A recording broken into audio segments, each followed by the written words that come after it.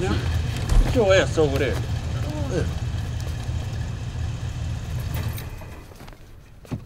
The fuck you looking at, old man? Huh? The hell these spooks up to? The way people seem to be responding to Gran Torino is very interesting. Dirty Harry is being brought up a lot. John Wayne's movies are being brought up a lot, particularly The Shootist. And I think this is yet another film where Eastwood is working through a lot of these ideas about sort of playing with, the image of himself.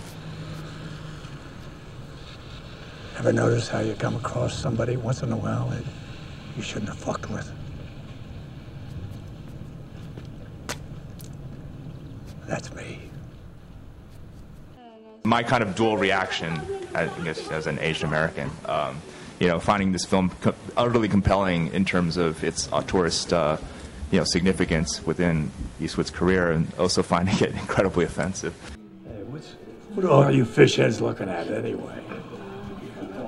In some ways, Eastwood kind of covers his ass by portraying his character as spewing off one egg roll slur after another. Relax, separated. I'm not going to shoot you.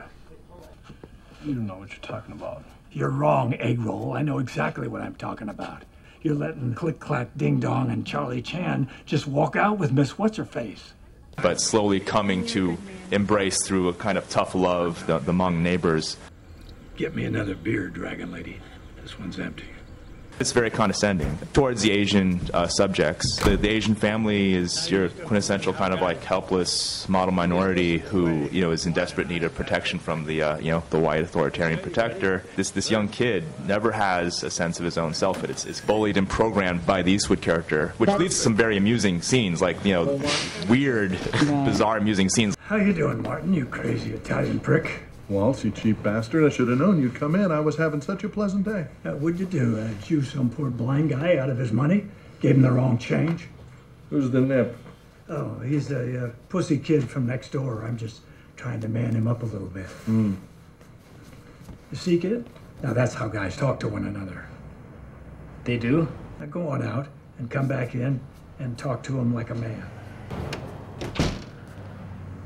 What's up, you old Italian prick? Get out of my shop before I blow your head off, you goddamn dick-smoking goat! Jesus Christ. Oh, shit. Take it easy. Take it easy. What the hell are you doing? Have you lost your mind?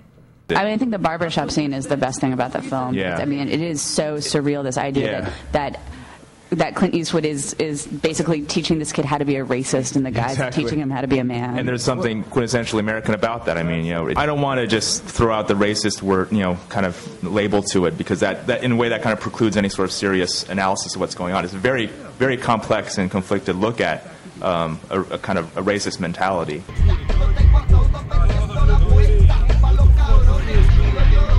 I think that where I part company with you, Kevin, is that the kid is not like a blank slate that Clint Eastwood's writing on, because in fact what happens is that you see him walking down the road reading. He's interested in literature. He's interested in the life of the mind.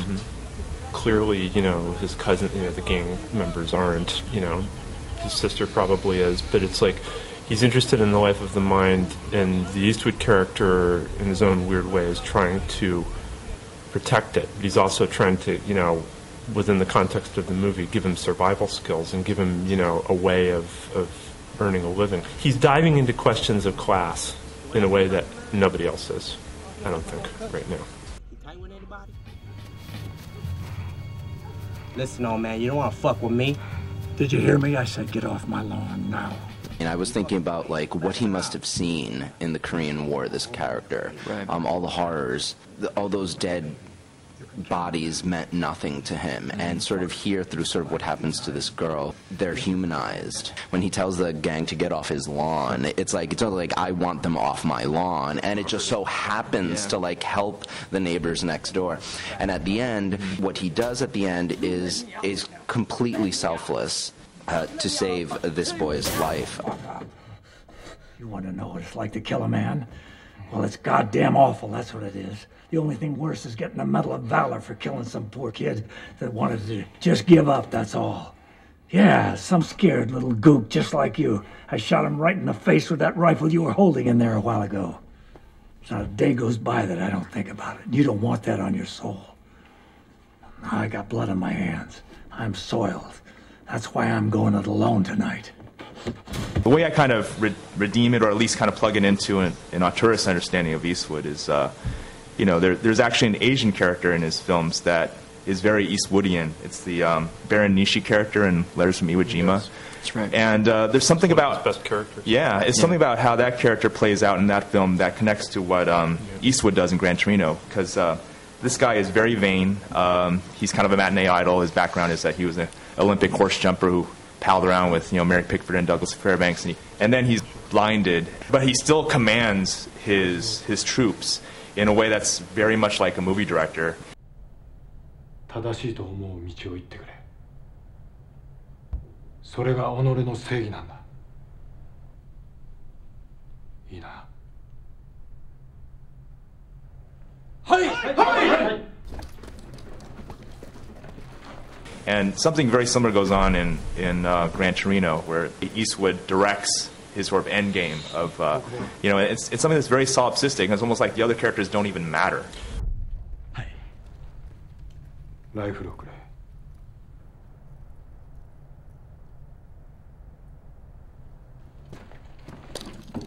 I mean, they're basically just pawns or figures for him to play out this sort of existential confrontation with his fatality, his mortality.